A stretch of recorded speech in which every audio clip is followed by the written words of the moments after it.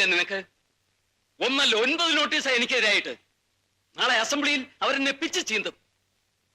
മുഖ്യമന്ത്രിക്ക് മകനെ കൊണ്ട് കിട്ടിയ ഒരു ഉപകാരം. അച്ഛൻ കിടന്ന് ബഹളം വെക്കാതെ കാര്യം എന്താണെന്ന് തെളിച്ചു പറ. എന്ത് തെളിച്ചു പറയാൻ? മകന്റെ അഴിഞ്ഞാട്ടത്തിന് മുഖ്യമന്ത്രിയുടെ അനുഗ്രഹാശസ്സുകൾ, പോലീസിനെ പാവയായി കയ്യിലടക്കി വെച്ചിരിക്കുന്ന മകൻ, ചീഞ്ഞു നാർന്ന് ദുർഭരണം, നാടുനീളെ നടക്കുന്ന കൊലപാതകങ്ങൾ പിന്നിൽ മുഖ്യമന്ത്രിയുടെ മകന്റെ കറുത്ത കൈകൾ. ഇത്രയും പോരെ? ഇതിൽ കൂടുതൽ എന്ത് തെളിച്ചു പറയാൻ? ഇത്രേ ഉള്ളൂ. ഇപ്പോഴത്തെ പ്രതിപക്ഷം ഭരണത്തിലിരുന്നപ്പോൾ അച്ഛൻ തന്നെ അവർക്കെതിരായി ഇതിൽ കൂടുതൽ ആരോപണങ്ങൾ ഉന്നയിച്ചിട്ടില്ലേ? അന്ന് ഇതൊക്കെ പറയുമ്പോ നുണയായിരുന്നു എന്ന് എനിക്കറിയാം.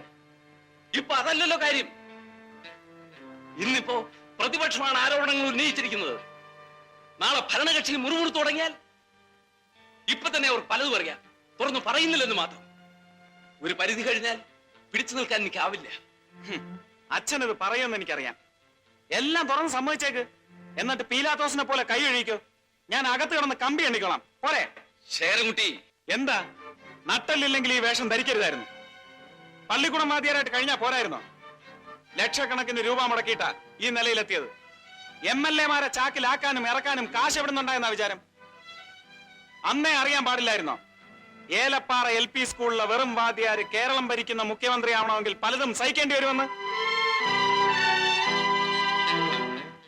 എന്തുണ്ടായിരുന്നു അവകാശപ്പെടാൻ പാരമ്പര്യമായിട്ട്? 1.5 സെന്റ് ഭൂമിയും ഒരു ഓലപ്പുരയും മുഷിഞ്ഞ നാറിയ ഒരു കതർ ഷർട്ടുമല്ലാതെ.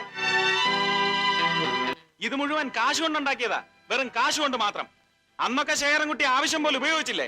ഇന്നെന്താ മകനെ വേണ്ടാതായത്? അങ്ങനെ പറഞ്ഞ് നീ എന്നെ ഇരുത്തിയൊന്നും വേണ്ട. അധികാരത്തിന്റെ സ്വാധീനം നിനക്ക് ആവശ്യമായിരുന്നു. എന്താ സംശയം? പിന്നെ മോക്ഷം കിട്ടാനാ ഇഞ്ചിക്കാട്ട് രാമകൃഷ്ണപിള്ളയെ മുഖ്യമന്ത്രിയാക്കാൻ ശേഖരൻകുട്ടി പാടുപെട്ടത്?